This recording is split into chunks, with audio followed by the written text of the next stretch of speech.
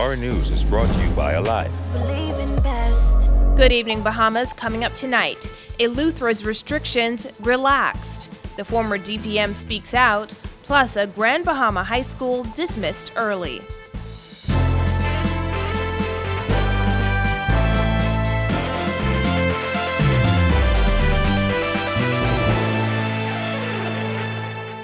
Welcome to Our News, and thanks for joining us. I'm Christina Dragovich.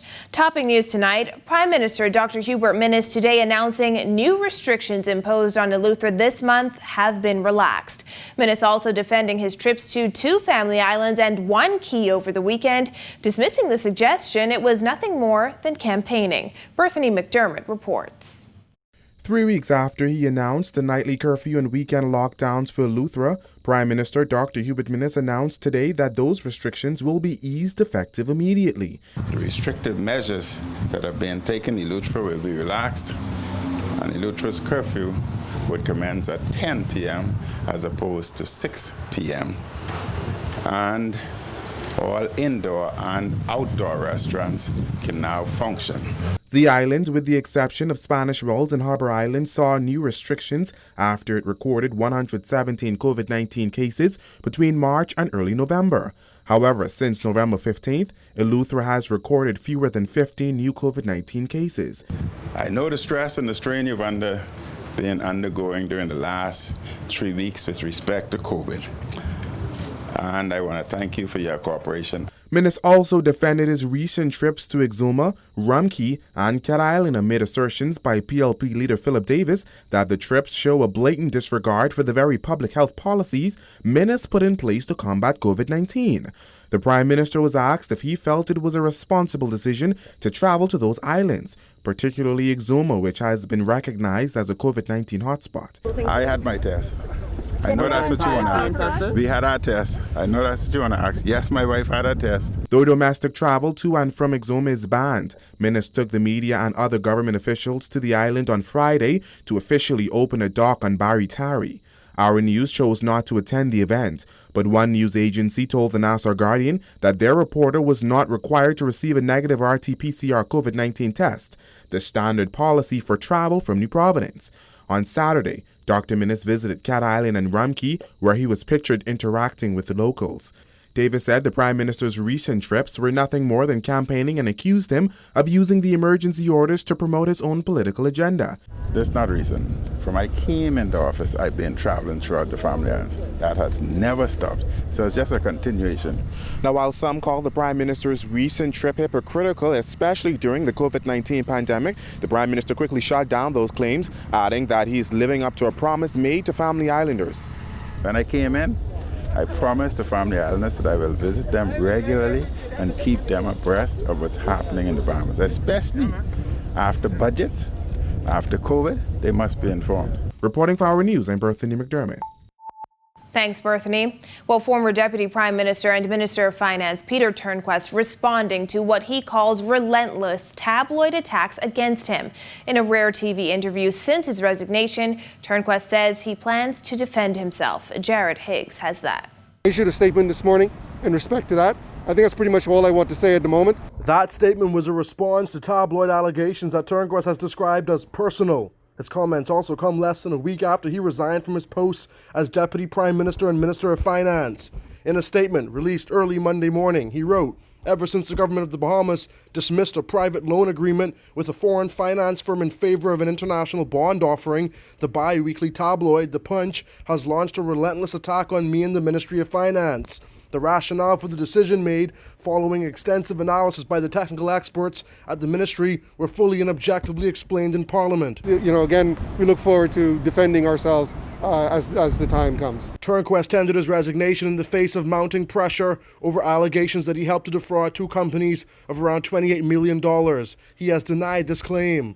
The alleged fraudulent acts occurred between 2008 and 2017, according to a writ filed on November 16th by the law firm of Michael Scott QC, a prominent FNM and chairman of the Hotel Corporation. The writ alleges that Randy Butler, Sky Bahamas Airlines Limited, and Aviation Oversight Group Limited, together with Turnquest, conspired wrongfully and with intent to injure those companies and/or to cause loss to them by unlawful means and/or to enrich themselves.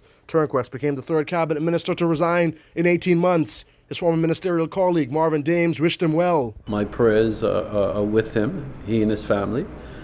And I pray that, he'll work to get himself through this. As for Turnquest, he says he's focusing on his constituency, East Grand Bahama. He was in Pelican Point today when Our News caught up with him. My objective going forward is to focus on the constituency, make sure that the needs of the people are attended to, and to introduce new programs that will help to build sustainability as well as to build community throughout the district. Reporting for Our News, I'm Jared Higgs. Thanks, Jared. Prime Minister Dr. Hubert Minnis today sworn in as Minister of Finance by Governor General C.A. Smith. He replaces Deputy Prime Minister and Finance Minister Peter Turnquest, who resigned last week amid allegations that he was involved in a scheme to defraud two companies of more than $20 million. Turnquest has denied the claims. Dr. Minnis recently telling reporters he plans to appoint a new Minister of Finance soon. And National Insurance Board Director Nicola Virgil Roll has resigned to take up a new position on the Lyford Key Foundation. Virgil Roll was appointed NIB Director in 2018. The Board of Directors of the Lyford Key Foundation and the Canadian Lyford Key Foundation announced today that Virgil Roll will become the next Executive Director. Chairman Basil Goulandris called Virgil Roll the quintessential leader for Lyford Key Foundations, adding her professional career is truly exceptional and bodes well for the future success of the organization. And is it getting cooler in the capital? Here's Greg Thompson in the weather studio. Greg? Thanks, Christina. I'm meteorologist Greg Thompson with your first look at weather. Current conditions outside our studios, beyond the partly cloudy skies. Temperatures in the upper 70s, 78 is our current temperature. The winds out of the southwest at 10 knots. Feels like temperature 78 degrees Fahrenheit. On our satellite view, we have a strong cold front across south and central Florida moving into the northwest Bahamas. Some showers and isolated thunderstorms associated with the front will be moving into our area overnight through tomorrow. That's your first look at weather. Your extended forecast is still to come.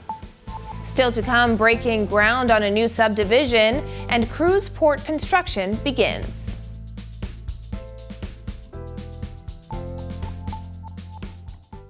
Just when you thought the year would end drought, Rev came through with Magic and Holiday Cheer. Our cashback will double, making more spirits rise, with chances to spin and with a dope random prize. The rules are quite simple. You can find them online. Just sign up for Trio and pay your Rev bill on time. Our grocery store dash is sure to bring smiles as 16 lucky winners tear through the aisles. Call 601-8992 or visit rev.vs/promotions to find out how you can win with Rev's Field of Magic giveaway. Rev, you and us, together.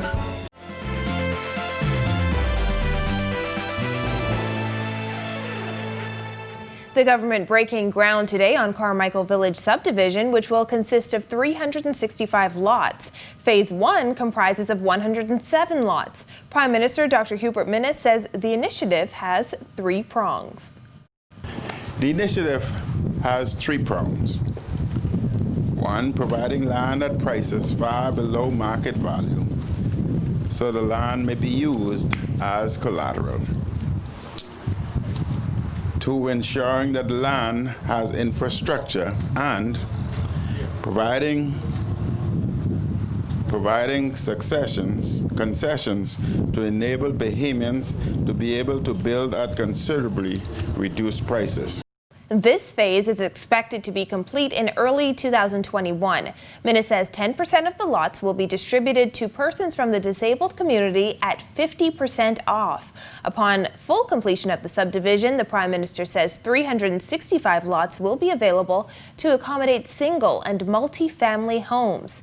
Future homeowners will also be able to build on those lots duty-free. Environment and Housing Minister Romuald Ferreira highlights the importance of the subdivision. The whole concept behind this was that the price of land in New Providence is so competitive and so astronomical that in a lot of cases, first-time homeowners, young people are locked out of the market. And so this is geared towards making every single Bahamian a potential homeowner and achieve the Bahamian dream. In other news, development on the new cruise port reached an important milestone today, signaling the official start of construction. Jasmine Brown was there. Officials say the piling phase is a significant step for the project as it marks the official start of construction. The distant hum of metal piles being pummeled into the seabed may not sound like much, but to Nassau Cruise Port Limited officials, it is the sound of progress. Director of Projects and Facilities Lionel Turnquest insisted the piling process is a major milestone. This is the beginning of construction.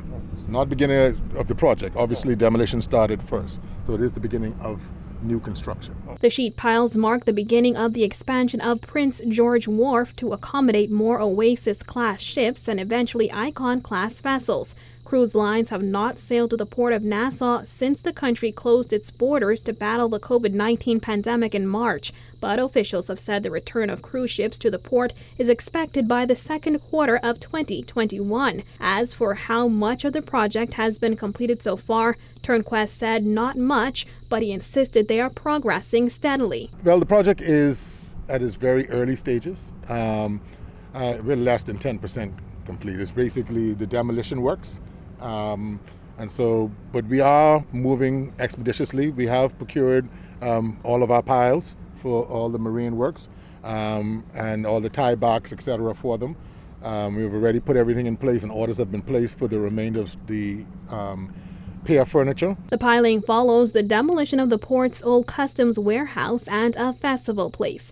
The only building left standing is the administrative building for the port department, which will also be torn down in a matter of months. The port department building is not expected to commence demolition until sometime late next month, or actually maybe early January. But we expect to have it done by the second week of February or so. Reporting for Our News, I'm Jasmine Brown. Thanks, Jasmine. Still to come, COVID concerns send students of a Grand Bahama school home early. Stay with us. Just when you thought the year would end drought, Rev came through with Magic and Holiday Cheer. Our cashback will double, making more spirits rise, with chances to spin and with a dope random prize. The rules are quite simple. You can find them online. Just sign up for Trio and pay your Rev bill on time. Our grocery store dash is sure to bring smiles as 16 lucky winners tear through the aisles. Call 601-8992 or visit rev.bs/promotions to find out how you can win with Rev's Field of Magic giveaway. Rev, you and us, together.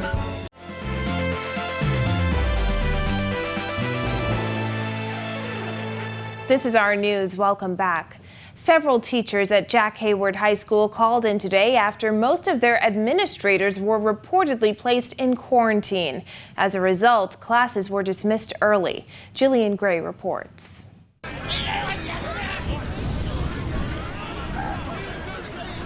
By 9:30 a.m., the school day was done for students at Jack Hayward High School, as teachers at that school called in sick after learning their entire administration team was placed in quarantine, as well as several students. If we had not decided to call in sick, then they would have expected us to come here and do business as usual, just go on. But the whole administration not here, students out on quarantine, teachers being told to quarantine.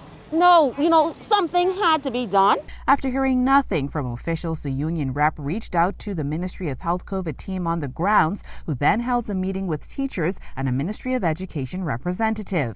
You're telling us we need to honor the privacy of the students, but what about our safety? The motto this year is safety comes first, but we're not feeling as though our safety is coming first. We don't feel as though our students' safety is coming first. And these are concerns. She applauded the representative for addressing their concerns and said teachers are in a better frame of mind to return to the classroom tomorrow. This parent who came to pick up her daughter was not at ease, though, as she said the entire situation is nerve-wracking. She called for more transparency from officials. They could have sent out better information concerning our students. And now to get a call from my daughter saying that something is going on in the school, and for them to hold them in the foyer for so long and now just letting them be released from school, it's a hard thing. I don't want my kid to be sick, and I'm sure other parents do not want their kids to be sick also. The same sentiment was shared by this student who said she does not feel safe at school. Currently not safe and uncomfortable because they don't really have social distance correctly like that. But the students jamming up all in one, it's not a really good thing. While some students say they prefer if classes were strictly virtual, others didn't agree. Well, I want to stay home. I want to stay home. I want to stay home. I'd rather learn from home because I know it's more safer environment. Home is a distraction, many distractions at home. As for the possible cases at the school, Education Director Marcellus Taylor said the results came back negative. Proved that student was not positive, but the child tested negative is my understanding, and therefore the administrators who are asked to quarantine are no longer being asked to quarantine. Now, educators say they're more than prepared to teach during these trying times, but said it must be done safely, as they're not prepared to put their or their students' health at risk. Reporting for Our News, I'm Jillian Gray. This segment brought to you by Grand Bahama Power. And in sports tonight, the national basketball team shorthanded against powerhouse the United States in Indianapolis. Marcellus Hall has that. All right, thanks a lot, Christina. Hope you guys had a great weekend. Let's get you rolling, shall we? Our men's national basketball team, they're currently in Indy, hoping to get up a couple of wins for the course of the next few days. Last day on Saturday, they took on the United States. Let's just say things didn't go quite as planned, but the team looking forward to another matchup today. Despite only having a 7-man rotation due to COVID-19 protocols, Bahamas was able to keep the game competitive in the initial stages, trailing by 10 at the end of the first quarter. As the game progressed, however, the U.S. squad starting to pull away as their size and numbers began to take a toll. They would out-rebound the smaller Bahamas squad 55-32 for the game, leading by 24 at the half before eventually cruising to the 99-59 victory. For the Bahamas, Nashad Mackey led the way with 13 points, 6 rebounds, and 3 steals. Deshaun Taylor added 12 points, 4 rebounds, and 2 assists. Meanwhile, Michael Thompson Jr. and Jerron Cornish, they had 7 apiece. Team Bahamas is expected to be back in action today when they take on Puerto Rico. Monday Night Football action returning this evening as the Seattle Seahawks take on the Philadelphia Eagles. Seahawks leading the NFC West. They have a 7-3 win-loss record. Eagles, meanwhile, there's 3-6-1. That's good enough for third in the NFC East. Quick look now at your Sunday NFL scoreboard in from yesterday.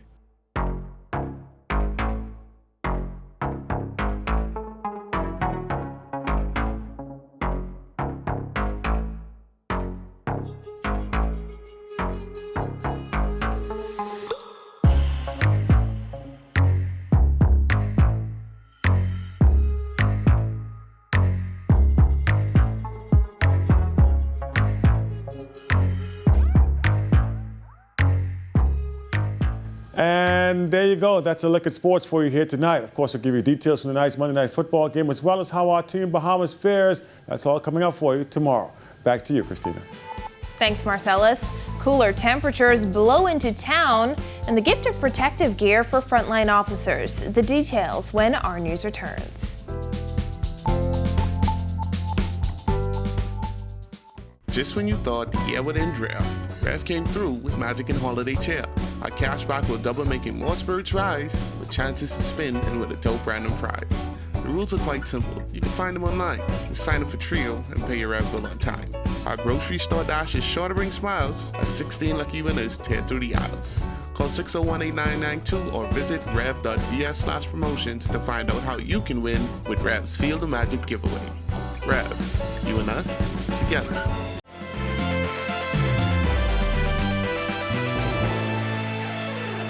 Welcome back to Our News. It's almost time to pull out those sweaters and blankets. Here's Greg back in the weather studio. Thanks again, Christina. In our second look at weather, we take a look at our satellite view. Very strong cold front moving across South Florida, getting into the Bahamas, bringing us some isolated showers and thunderstorms with it. High pressure behind that will be generating some very strong winds. That will continue to produce some very hazardous and boating and beaching conditions into the weekend. Boating forecast for the northwest Bahamas. Winds will be out of the south to southwest at 15 knots. We're asking you boaters to use some caution.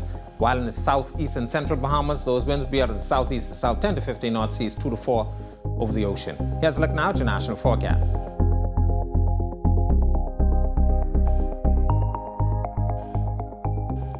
Now we'll look at your extended forecast through Saturday. That's a look at our weather. Have a safe night, everyone. Thanks, Greg. The Bahamas Department of Corrections and Royal Bahamas Police Force receiving a donation of personal protective equipment and hygiene kits today. The donation was made by Electro Telecom owner Paul Smith.